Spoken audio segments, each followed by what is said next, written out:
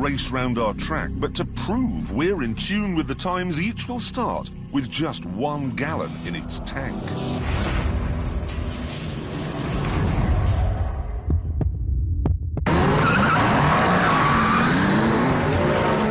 There you go, the sound of the 20th century.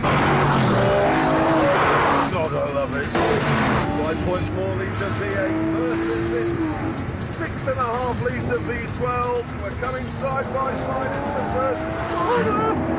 There, blocks him out. Lamborghini's in the lead. Whoops, a daisy.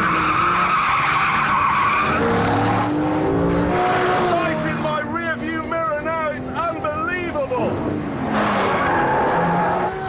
This was turning into one of the most exciting races ever on our track.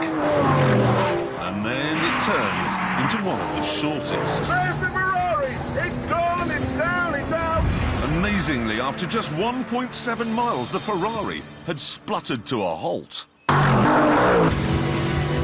He's coming past, there's nothing I can do. That McLaren is so quick, you forget how quick it is.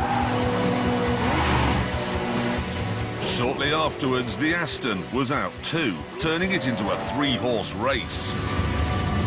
Sorry, mate, I'm going to outbrake you here. I've got an Audi R8 right up my trumpet here. Then the McLaren took its last mighty swing. Hear that noise coming from behind my left ear? That is the sound of money exploding. My Lamborghini soldiered on bravely. Then it ran out. No! No! It had done 4.1 miles to the gallon, an incredible performance. But the winner, with an incredible 5 miles to the gallon, is the Audi R8. So here's a Top Gear top tip. If you've been affected by the fuel crisis, this is the supercar to buy.